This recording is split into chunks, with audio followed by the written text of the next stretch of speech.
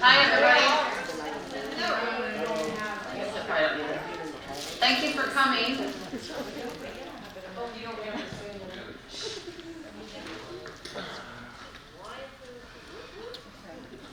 Ready? Come on in, Alla.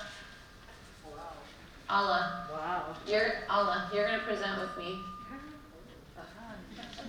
She's a willing participant. Look at that. I'm just teasing, but thank you for being willing.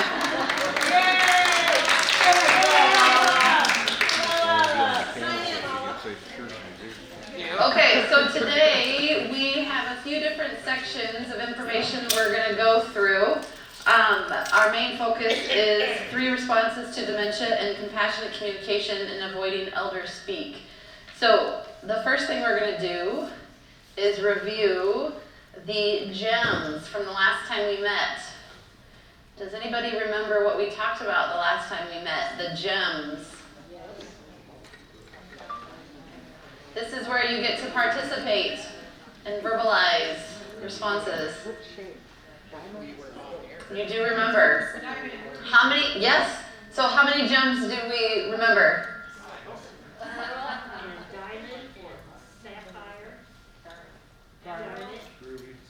Pearl, sapphire, amber, emerald, I've heard. Diamond, ruby. Nice job. Does anybody remember the order they go in? That's okay. That's a challenge. So I'm going to just highlight them in the order. So, actually, sapphire. Yeah, okay, I thought I heard that. So the order, it goes sapphire, diamond, emerald, amber, ruby, pearl. So we said all those. I heard them at some point. So, okay, so our sapphire is our true blues. So those are the people without a lot of cognitive issues. So those are typically, here in our setting, the majority, not all, but the majority of our independent living residents. It's normal aging, they have a flexible way of going about their day, they're adaptable, they still have the ability to learn, but it may take a little bit more practice or it may take them a little bit longer. The next one down is, anybody have guesses what gem it is? Diamond, yes. So diamond is labeled clear and sharp, just like an actual diamond.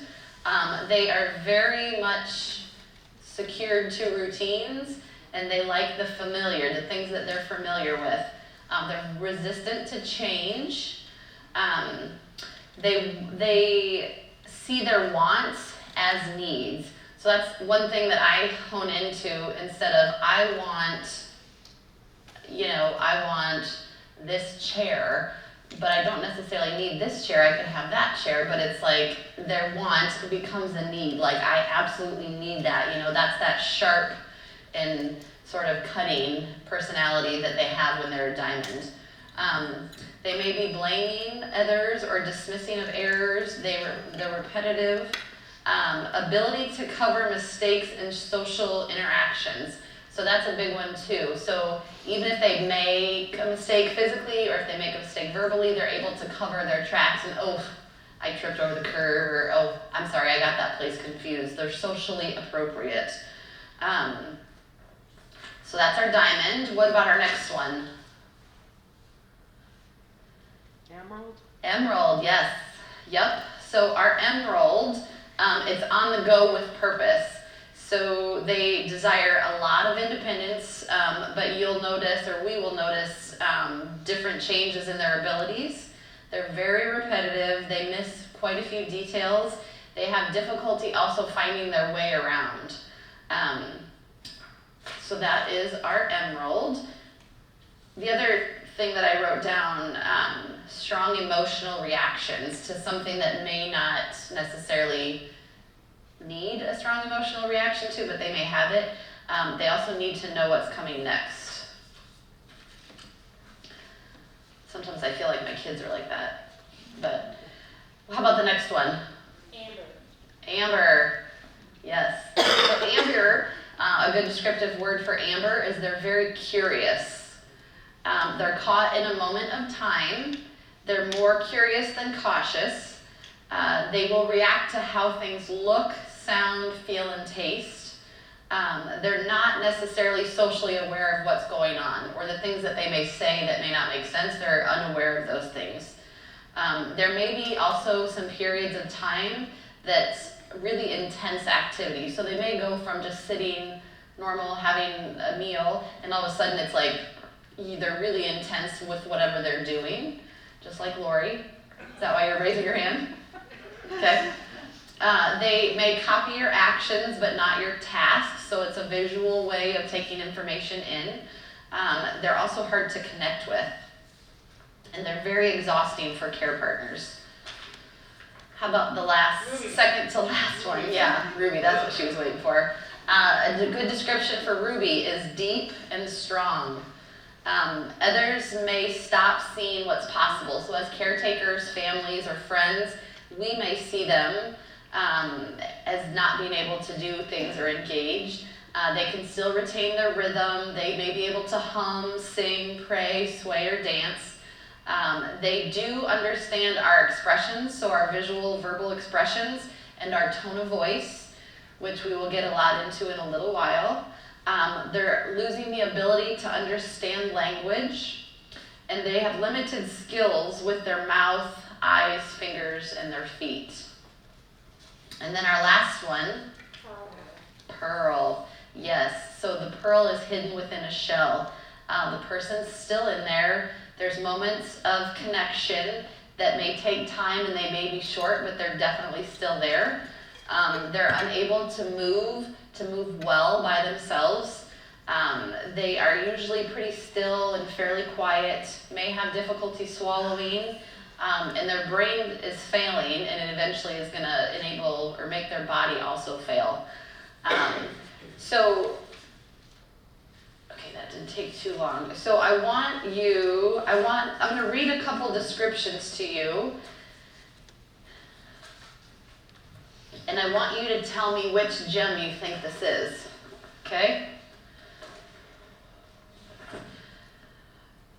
When happy and supported, I am capable and shine in my abilities. When distressed, I can be cutting and rigid and may see your help as a threat.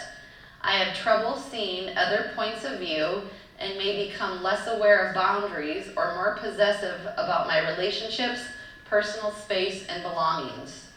I have many facets, so people see me differently depending on the situation.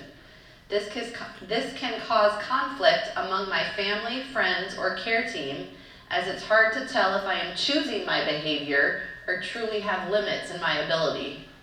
I can socially engage and have good cover skills. People will vary in their awareness of what is happening to me. I want to keep habits and environments as they have always been, even if they are problematic for me or others. I'm often focused on the past, personal values, or finances. I will need help to make changes in my life. It's hard for me. Yeah, I gave you an easy one to start. Okay, a couple more. It may surprise you to see how I take in the world around me. I may not know you or see you as a whole person. I react to you based on how you look, sound, move, smell, and respond to me. I like to do simple tasks over and over and may need to repeatedly move and touch, smell, taste, take, or tear items apart. While it may exhaust or frustrate you, it soothes me. I don't recognize danger. You will have to safeguard my environment. I'm intolerant to discomfort because my mouth, hands, feet, and genitalia are highly sensitive due to changes in my nervous system. Therefore, activities like eating, taking medication, mouth care, bathing, dressing, and toileting may distress me. Please notice my reaction and stop if I am resisting. I can't help myself, and one or both of us may get hurt emotionally or physically. If this happens, wait a few minutes, connect with me, and try a different approach, possibly substituting one area of focus for another. Amber. Close. It's an amber, yes. Yep, so this is the one where they're caught in a moment of time. They're more curious, so it talked about not being able to understand the dangers of things, periods of intense activity. So if you guys, so a lot of these middle ones, you can sort of get confused. It's easy to get confused. We've studied them and we still get them confused. If you think about an amber, somebody who's living at Oak Knoll, when you think of an amber, who do you think of?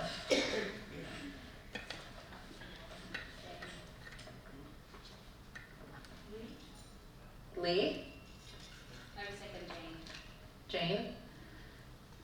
So yeah, I mean, truly, both of those residents could go through this stage at some point, whether it be in the morning, in the afternoon. The person or the people that I thought of was John in the loft too.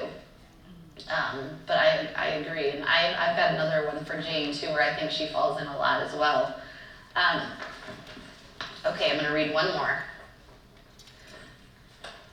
I am flawed.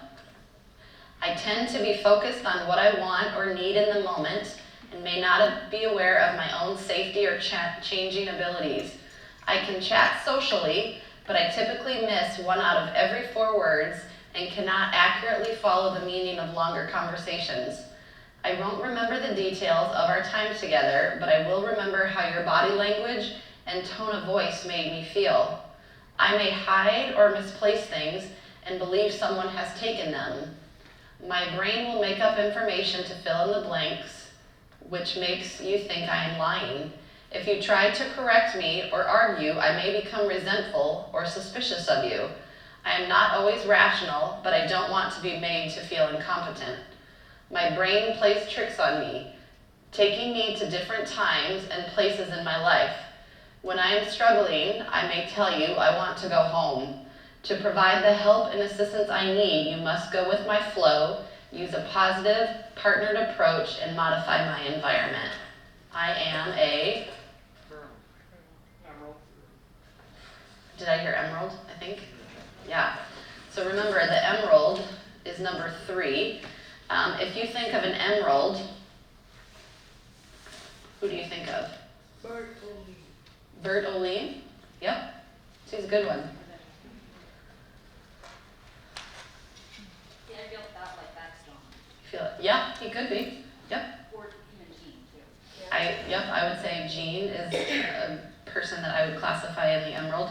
I also think Chuck in the health center. You know, green or emerald, the Q word, which I don't know if I read, but is green and go. So physically, they're still able to move for the most part, but not communicative-wise, they're not able to communicate as they used to. I want to read one more. Too much reading, I've got dry mouth now. Okay. My obvious losses make my remaining abilities harder to notice. Although my fine motor skills have become very limited, remember, I am able to move and do simple things with my hands. You will need to anticipate, identify, and respond to all of my needs, even though I may not be aware of them. Plan to create a supportive environment, help with the details of care, and structure my day. Just as a crossing guard directs traffic, you will need to guide my movement and transitions. I can rarely stop or start on my own, and switching gears is a challenge. Move with me first, then use your body to show me what you want me to do next, going one step at a time. Hand-under-hand assistance helps me to feel safe and secure and to know what to do. Danger is part of my life due to losses in visual skills, chewing abilities, balance, and coordination. You can reduce the risks to me, but not eliminate them. I can still have moments of joy when you're able to provide what gives me pleasure. I am... Pearl. So I've heard several pearls. Ruby. Ruby. Yep. So it's...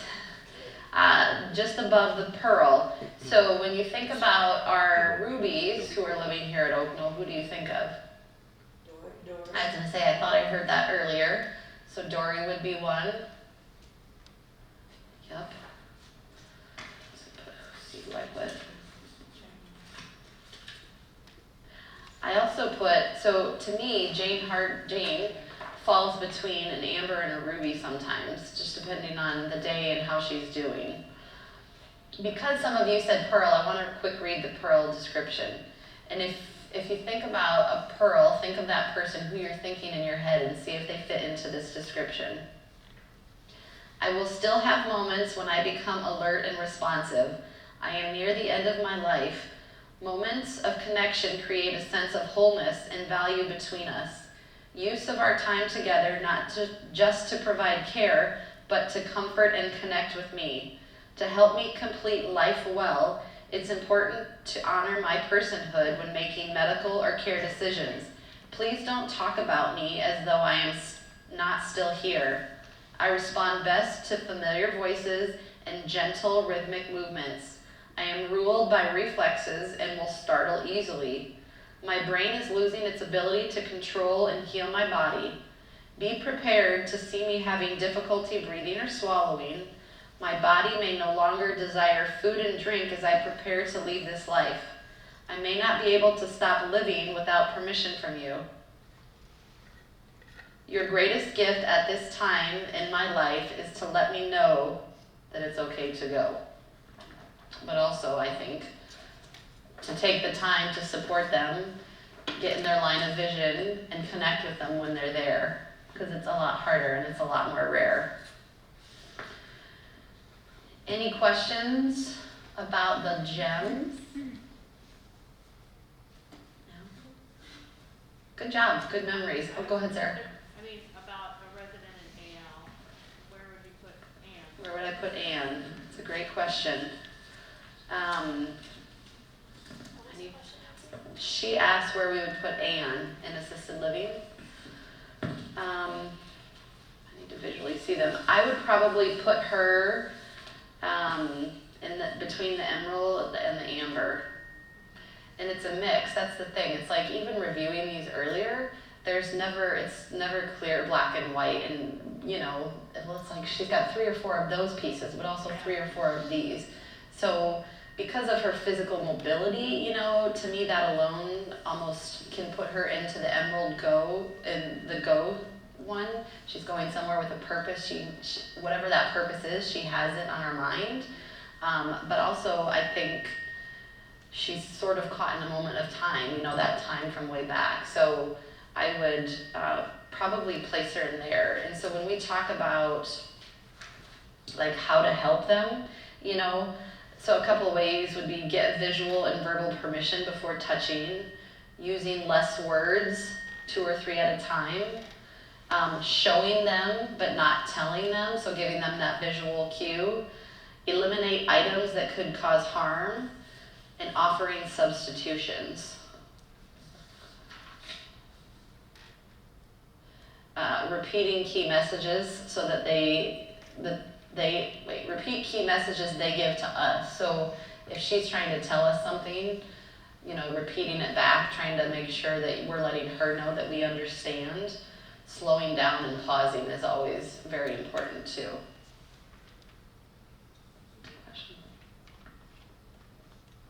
Okay, Retha's up. Okay. You guys have all been to potlucks, right? So that's what this training is, just a little bit of everything. I'm going to talk about the 3 responses to dementia, and these 3 responses are more in maybe an earlier stage of dementia. So we'll just start with putting your hands up like this, both hands. So out of 10 people who are experiencing some stages and some struggles with dementia, put one hand down, leave the other up. 50% of people who are experiencing that are completely unaware that there's even anything going on, because part of the brain that has self-awareness is the first part of the brain to experience dementia. So kind of works against itself. So they are experiencing some things, but they're completely unaware of it. So as a caregiver, as a family member, as a friend, how do you think it's going to go if you approach this person? Lindsey, I think there's some issues going on with you, and I think you're going to need some help. How about if we go see the doctor or do a little research on dementia? How do you feel about that? Very good. Yeah, so the person's going to be like, what do you mean there's issues? I'm fine. Everybody makes a wrong turn once in a while. I forgot to pay the bill. Big deal. There's nothing wrong with me. I'm fine. So how do you think, as a friend or a relative, caregiver, how do you think is a better way? What do you think you can do to offer assistance? Any thoughts, ideas? Probably making a list, maybe, Help them make a list? Yeah? How do you think, how would you approach them with that idea? reminder, I'm forgetful too, but like a good reminder, you know, will help. Yeah, so just help them along saying, you know, I forget things too. I always make a list. Maybe that would help. So not what we've found, but an idea would be to put your hand on your head, just to help you remember. Know your agenda. You know in your head what you want the person to do, but you don't show your agenda. So this is your agenda. You know, but you don't show it. So it could be something like, you know, I forgot to get butter the other day and I was so upset with myself. I'm going to start making a list. Do you ever make lists? That might be helpful for you. What do you think? Or, you know, I'm going to go to the store. Do you want to come with me? So that way the wrong turn might be avoided. Or, I'm going to try out a new hairstylist. Do you want to make an appointment and we can go together? So you know what you need to do, but you're just not going to show it to them. So for those 50%, it's tricky because they don't know, have an awareness, and for us to go in and charge in, you're going to get anger and frustration on both parts. I'm going to get frustrated because they're not listening to me, and they're going to get mad because who do you think you are to tell me I have issues? Okay? So those are the first 50%. Now we have 30% of the group who are experiencing that. They have an awareness, and they're going to start to get anxious and clingy. Lindsey, and I'm going to start looking like, I don't know how to make a list anymore. I know I need groceries, but I don't know what I need to get anymore. Lindsey, hey, how are you? Are you going to the store this afternoon? Sure. Could I go with you? That would be awesome, and I'll just go with you, okay? Would that be all right? That would be really helpful for me. Do you want to go out to dinner tomorrow? Sure. Okay. So we're at the restaurant. What are you gonna have? What do you like on this menu? I like steak on the menu. Okay, that's what I'm gonna have too. Okay. Where are you going? Well, don't leave me. I need your help. Please, don't leave me. I need you to help me with what I do. Please, don't leave me. Okay. Okay, thanks. Come on, let's go. So Lindsey's my caregiver, and I'm relying on her to help me get my groceries, to pick out an item from the menu. It could be, you're going to church, can I go with you tomorrow?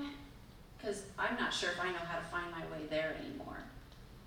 How do you think Lindsey's going to react when I'm clingy and rely on her for everything? Overwhelmed. She's going to be overwhelmed. What else? Resentful. That's a good one. Avoiding. What was the other one? Start avoiding. She's going to avoid her. That's a good one too.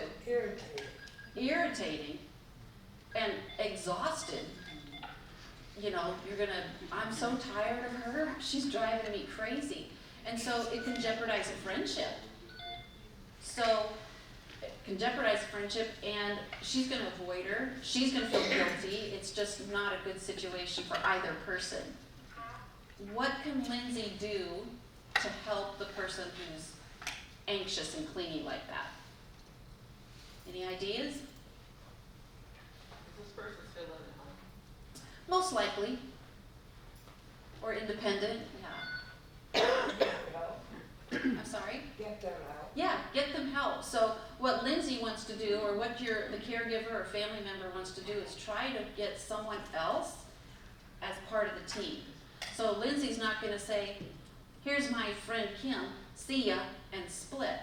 But it's gonna be a gradual, Lindsey's gonna introduce Kim to me, and gradually develop a trust with another person. So there's a team of caregivers instead of just one person who's gonna get exhausted. And then the person living with dementia, when you try to avoid me, I'm just gonna be kind of a mess and not be able to function as well.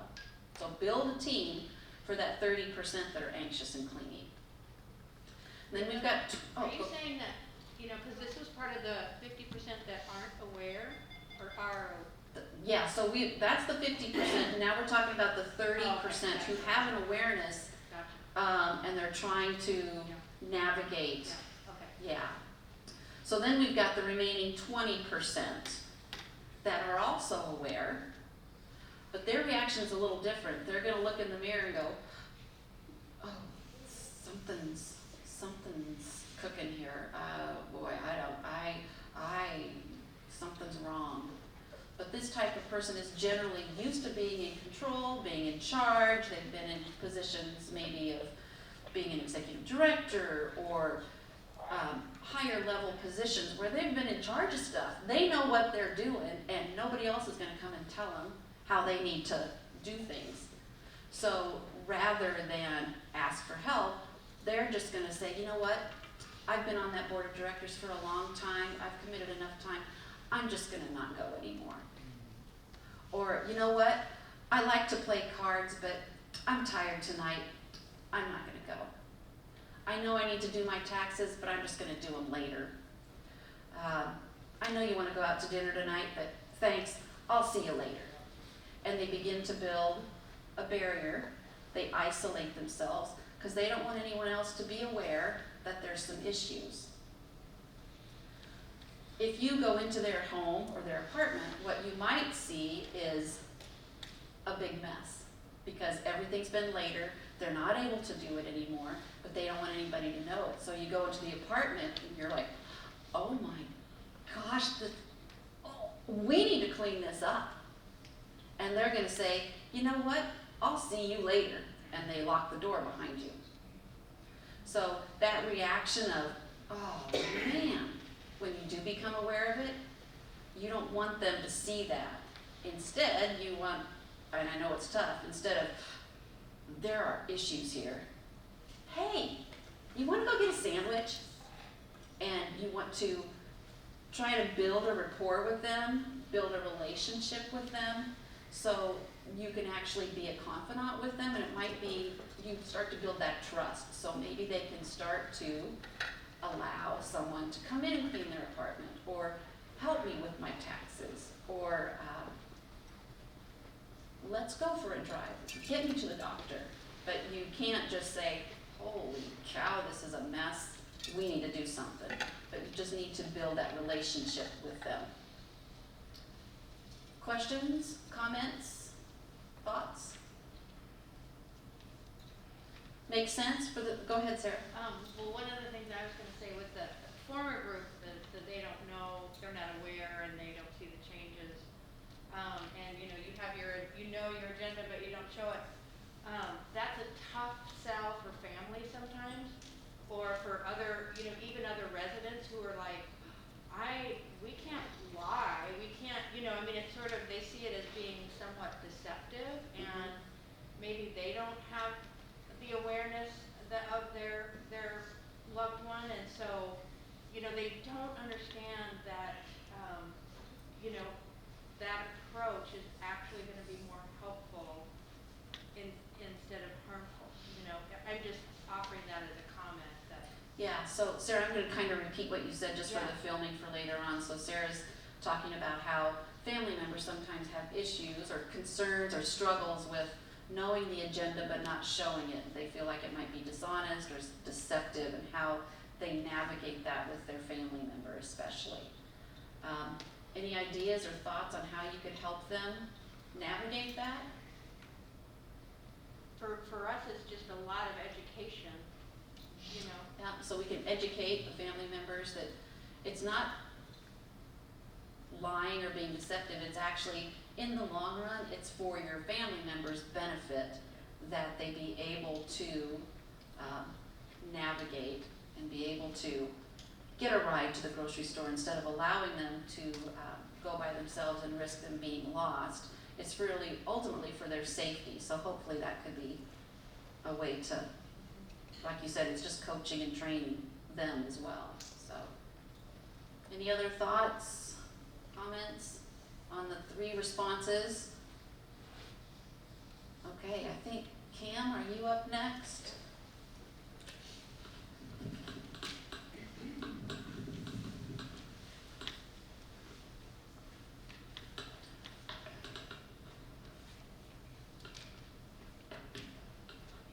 Just a second, we're going to do a short video.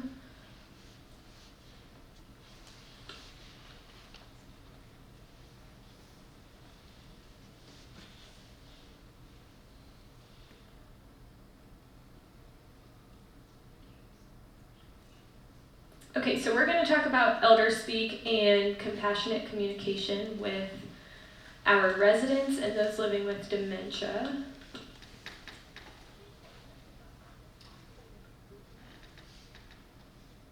Michael?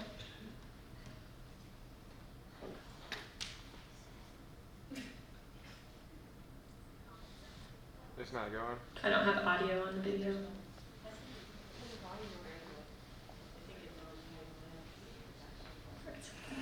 Wait.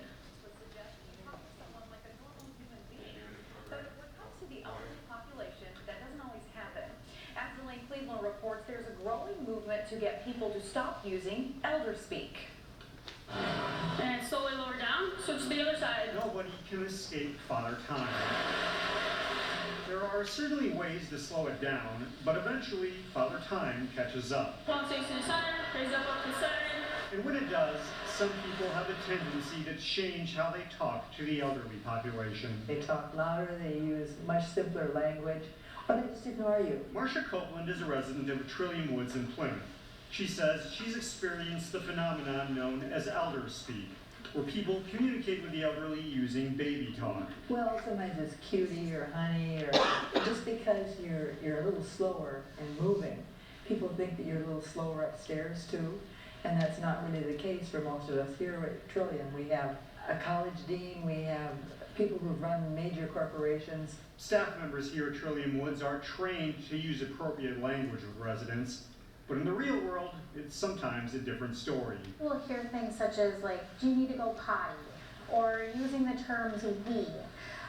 Do we want to go to dinner? Do we want to go to this activity or that activity? Carrie Brosted is a registered nurse here, and she says there's a growing movement to teach people to stop using elder speak because it can be demoralizing to seniors. To assume that they don't understand you is almost talking down to somebody, and over time, it can bring down your cognitive abilities. You start to actually lose those kind of cognitive abilities when you're not using the language.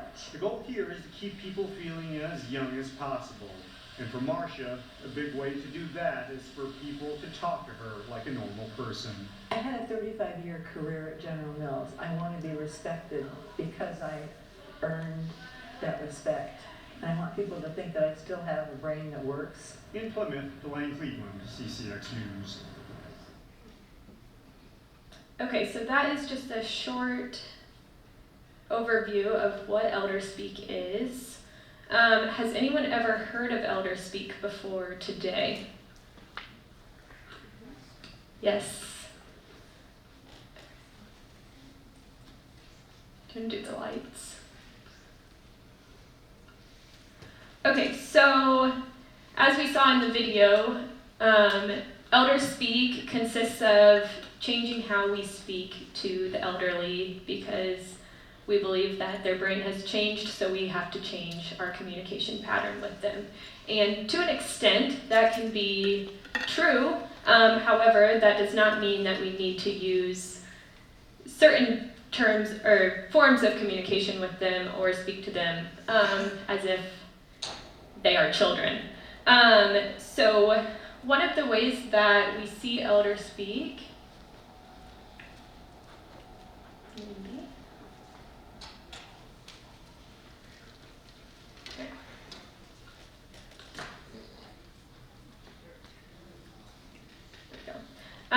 so you might change your tone of voice or your pitch and start saying things like, "Oh, hi, sweetie, good morning. Are you ready to get out of bed?"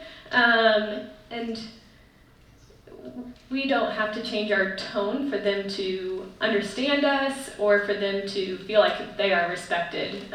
We can speak to our residents in the same way that Lindsey and I might have a conversation, and for them to still feel respected. And as all of you know, we work with residents who have been in very professional, prestigious positions, and they were professionals for their entire lives. So they are not expecting us to begin speaking down to them. So yeah, we have that high pitch.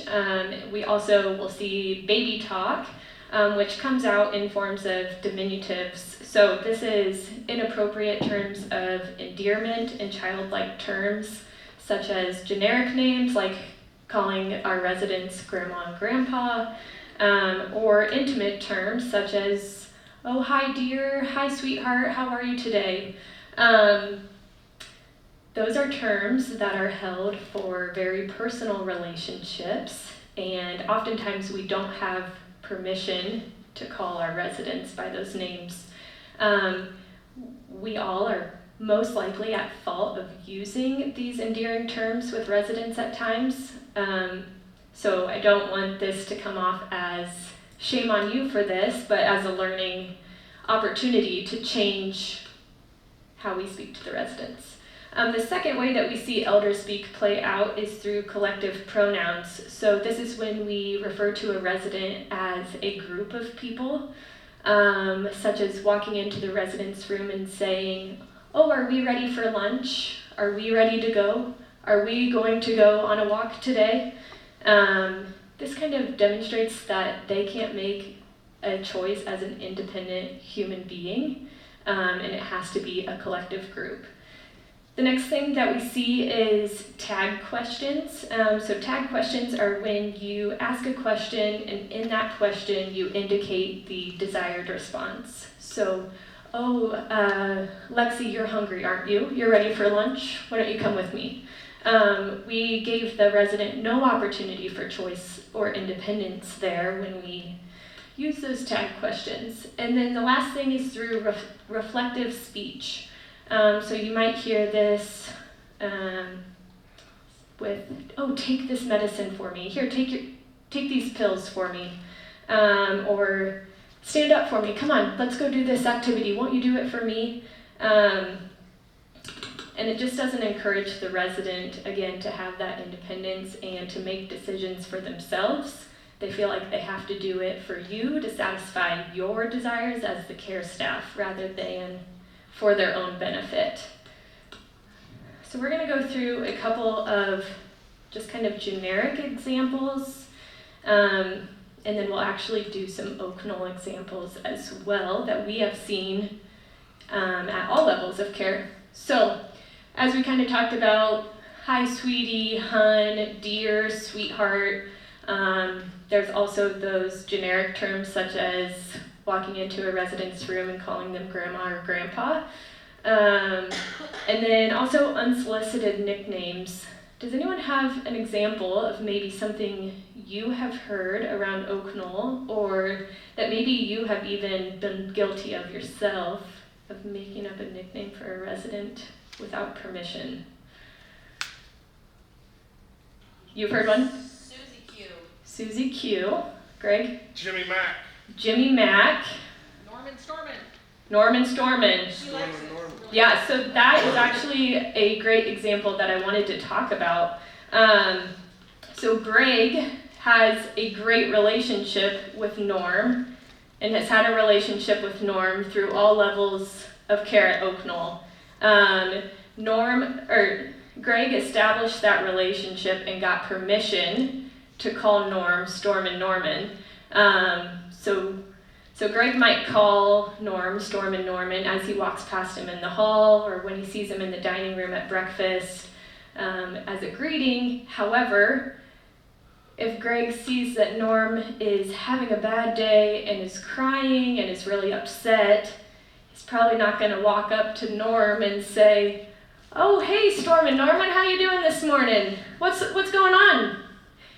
So there's an appropriate time and there's an inappropriate time. There's also times where those nicknames have been given permission versus they have not. So that's an example where Greg has permission to call Norm Storm and Norman, and that's kind of trickled over to other staff as well. And I would say Norm is probably someone who doesn't care if other people call him Storm and Norman, but the time that you use that should be appropriate.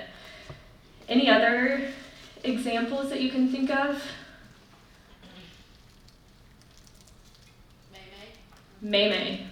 So we might have a resident in the loft that you might hear them called May.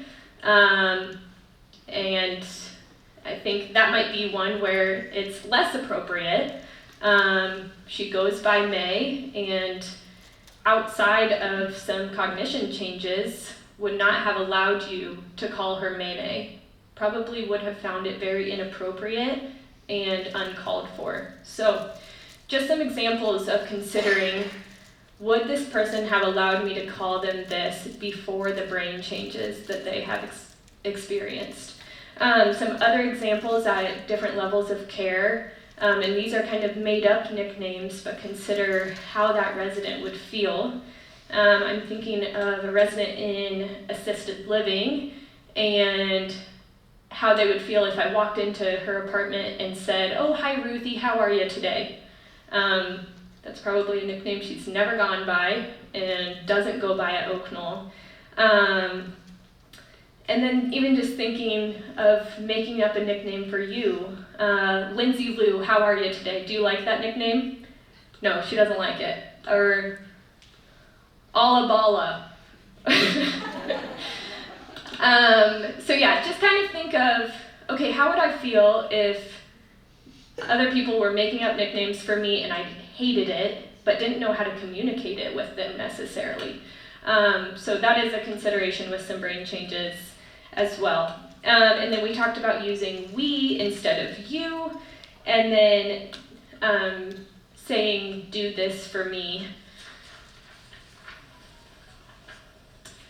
Next, we're going to go through some ways to combat elder speak. So we've gone through some of these already, and it really just comes with a few simple switches in the words in your sentences. So instead of saying, "Are we ready for lunch?" you simply say, "Are you ready for lunch? Are you ready for lunch, Anne? Are you ready for lunch, Chuck?" Address them by name, address them as an individual, and allow them to make a choice. Next, how can I help you, sweetheart? How can I help you, honey? I think about residents even coming up to the health center reception desk a lot and addressing them with endearing terms, especially when they're frustrated. We kind of use that as, we think it's a way to show compassion and respect to them, but switching that and just addressing them by name, I think is the most respectful way for us to do that. And then instead of, "Can you take this medicine for me?" Simply, "I have your medicine ready for you," or "Your daily pills are ready for you." Use age-appropriate language and tone of voice. So as I'm using age-appropriate tone of voice with you, we should do the same with the residents. So whether you are approaching them in the hallway, you're going in for a cleaning, or you're serving them in the dining room, just using a regular tone of voice. You don't have to hire it, though it is sometimes appropriate and necessary for you to speak louder. That does not always require a higher pitch. and it's also easier for a resident to hear and understand you in a lower tone. And then finally, just using respect by avoiding those terms of endearment. Go ahead, what's your next slide?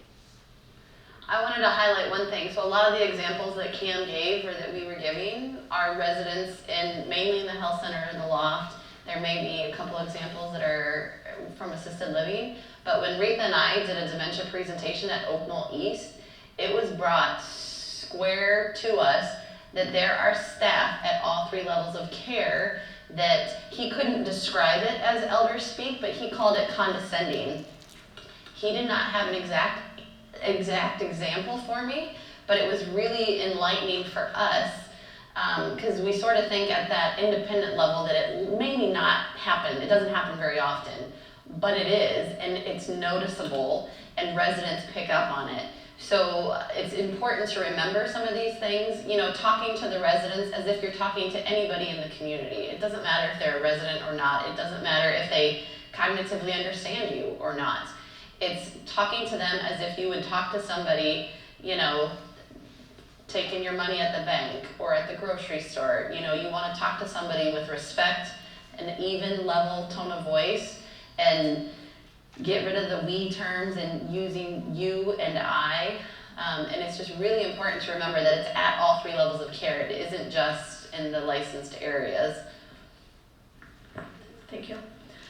All right, so next we're going to go through how to compassionately communicate with those living with dementia. And again, we have people with dementia at all 3 levels of care, but this also applies to those living without dementia as well.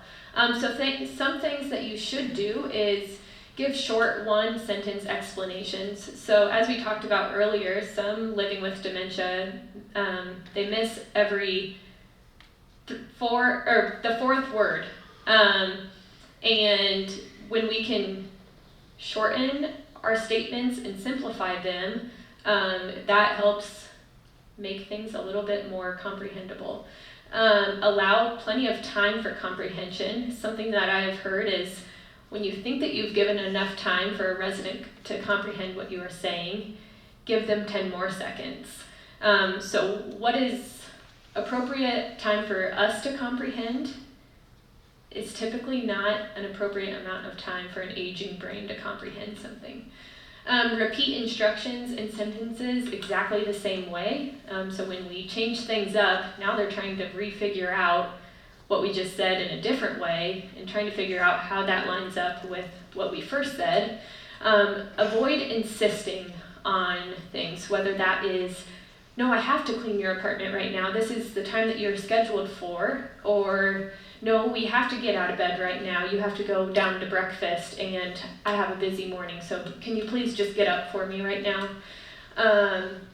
Agree with them or distract them to different subjects or activity. So if they are not wanting to do something, they're arguing with you, sometimes the best thing to do is say, okay, how about we try this instead? We'll come back to that later. Accept the blame when something is wrong, even if it is fantasy or not your fault.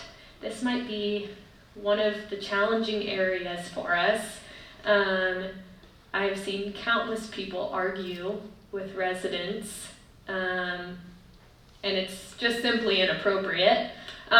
So yeah, we should avoid arguing with residents, first of all the time. It's not respectful, whether they have dementia or not. Sometimes the best thing for you to do is to take a time out, leave the room if necessary, and reapproach it in a few minutes. Next, which we just talked about, leave the room when necessary to avoid confrontation. It's not inappropriate for you to say, hey, I'm going to give us a few minutes. Let's take a breather and let's come back to this. Respond to feelings rather than words. So a lot of times with those living with dementia, they are not able to communicate their needs, and their emotions are going to tell you what they're feeling. So we can reciprocate those feelings, we can verbalize them back to them. Something that I learned is saying exactly what they have said. I understand that you are feeling lonely. I understand that you are feeling hurt. I understand that you're feeling isolated. So repeat those key words back to them so that they know that you were actively listening to them. Be patient, cheerful, and reassuring with them. Practice forgiveness. Memory loss progresses daily and over time. So we can't hold on to grudges with residents. We can't refuse to work in a certain area because a resident has offended us. We just have to kind of forgive and forget in this profession. Things to avoid. Avoid reasoning with a resident. Do not argue with them for why they want to do something. If you feel like you need to reason with them, maybe try to move on to something different. Arguing, same thing. Confronting them. I think that, we often try to confront them about something that they've forgotten, which is in this next point, which is reminding residents of their forgetfulness. And as we were preparing for this presentation, we kind of decided that we should just take the 2 words, "you forgot," out of our vocabulary at work. So whether it's, "Oh, Jim, you forgot your walker. Let's go get your walker." Or, "You forgot your shoes. You forgot to press your call light." Obviously, they are going to forget things at times, and it's inappropriate for us to constantly remind them of their forgetfulness, but rather, how can we meet them where they're at, serve them where they're at, and fix whatever the safety issue is. So instead of "you forgot your walker," how about, "Hey Jim, I noticed you didn't have your walker. I brought it for you if you'd like it." Give them that choice and just give them that visual cue of "here's your walker." Something's going to probably go off in their brain of, "Oh, ding, ding, ding, my walker. I always use my walker." And then finally, avoid taking things personally. There are going to be times where we get upset with a resident or we feel hurt by something that they said, but remember that they are the person with dementia. They are the person who is living in the daily situation that they are, and the best that we can do is show up and serve them with compassion and take things one thing at a time. And then just some other short examples before we wrap up. So ways that we can practice compassionate communication daily in our workplace.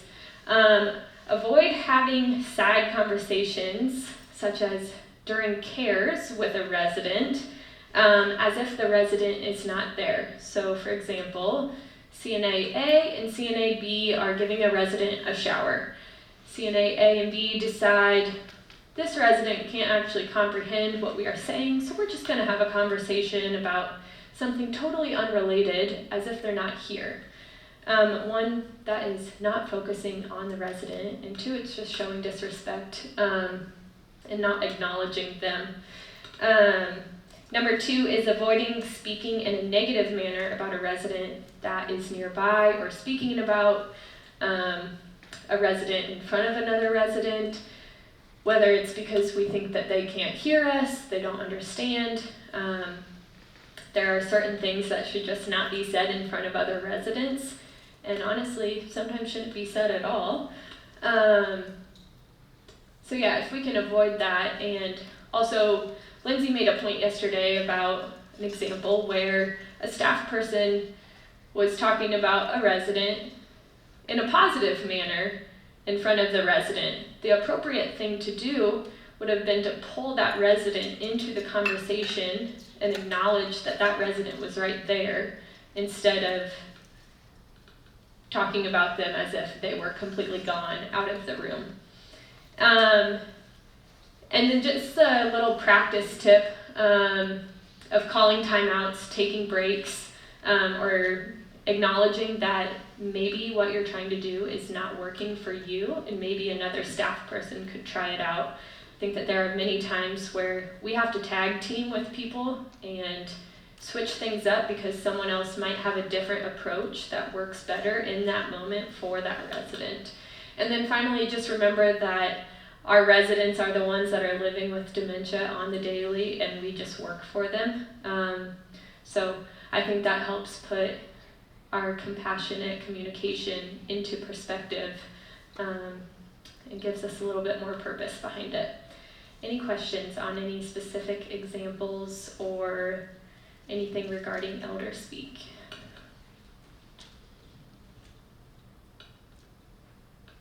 Anything that anyone wants to add in?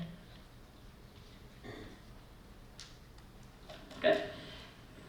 I just wanted to comment, it's important to remember, as Cam said earlier, we all do it. I did it this morning, and as soon as I don't even remember what I said to the person I was helping stand up from the petting zoo, but I referenced a nickname or something, and I was like, everybody does it. It's just important to become aware of when you're doing it so you do it less, right? Make yourself aware, be more conscious of the things in the way that we're speaking, the names that we're calling them, and it'll start to change how you interact with the residents. I think that's all we've got for you. Thank you everyone for coming in. Two housekeeping things. Make sure you sign in, because if your name's not on the list, you're going to get assigned to watch the video again. So we don't want reruns. So sign in, and then next Thursday we have a special speaker coming for dementia training. So someone new and different besides us, you get to listen to. So try to come next Thursday as well. Thank you.